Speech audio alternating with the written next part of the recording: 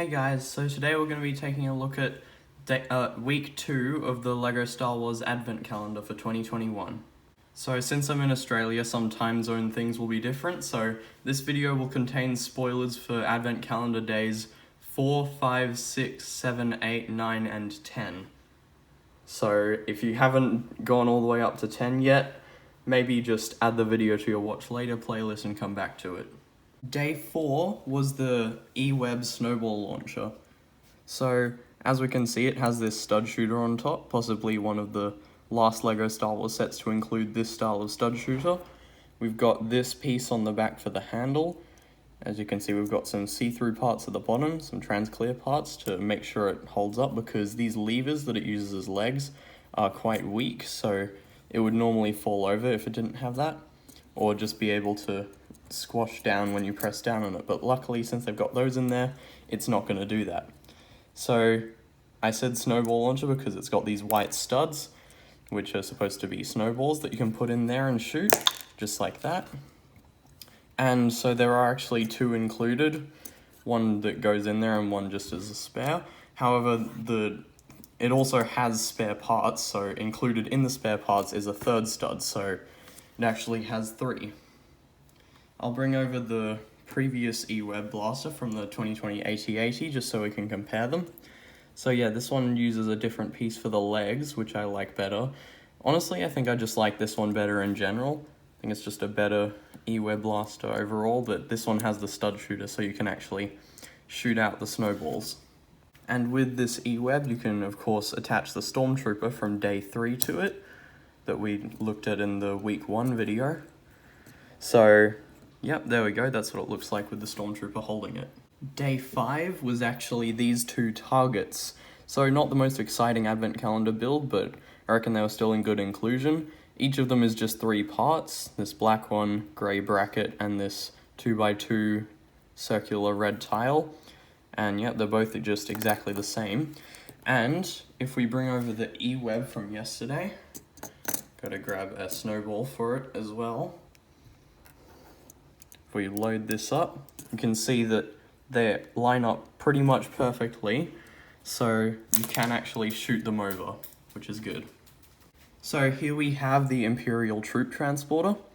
So some of you are going to get annoyed with me for saying that because a lot of you will think it's an Armored Marauder instead of an ITT, but on lego.com I had a look and on the Advent Calendars page, and this does say Imperial Troop Transporter, so I'm going to call it that. However, I am not exactly sure which one of it is meant to be either, so I'm just calling it what the official name is. I don't know what it is either, so I mean, I guess it looks kind of decent. I assume it's the Armored Marauder because LEGO released a set of that quite recently, but it's also light grey, which makes me think it's the ITT from Star Wars Rebels, which did actually appear in The Mandalorian. However, LEGO usually puts things from the same kind of episode or material or source material together, like, well, in days that are next to each other. So what comes in tomorrow's spot makes me think that it's the Armored Marauder as well. So I don't know what it is, which one of the two vehicles it is, but either way it does kind of look good, but in some ways it kind of looks bad, like with that 1x1 red plate, which I would recommend replacing with a 1x1 light grey plate. And in the Riot Mars Starfighter, there is actually 2 of them in there, so there will be a spare one. So if you have this advent calendar, you will have a spare one of those that you can put on this. So I would recommend doing that. So day 7 is the Mythrol's Landspeeder. So as I said, since this was the day after the Armored Marauder / Imperial Troop Transporter, it makes me think that that's the Armored Marauder. Anyway, this is a pretty cool build. It's one of the biggest. Like, as you can see, it's quite a bit bigger than the Armored Marauder / ITT, even though we can see in the episode that the Armored Marauder, like, squashes it easily. So, not exactly to scale there, but it still looks pretty cool. It's got the 3 engines on the back. It's quite similar to Luke's Landspeeder, just in the kind of blue color, azure blue, I think. And we've got these cone pieces on the back and the stud there. I like the use of dark red there. It makes it look like the seats, even though it's clearly not the seats. And we've got this trans clear cheese slope here to be the windscreen. So pretty good build overall. I do wish we could get a Mythrol minifigure, but I doubt that's happening anytime soon. In day 8, we got the Tusken Raider minifigure.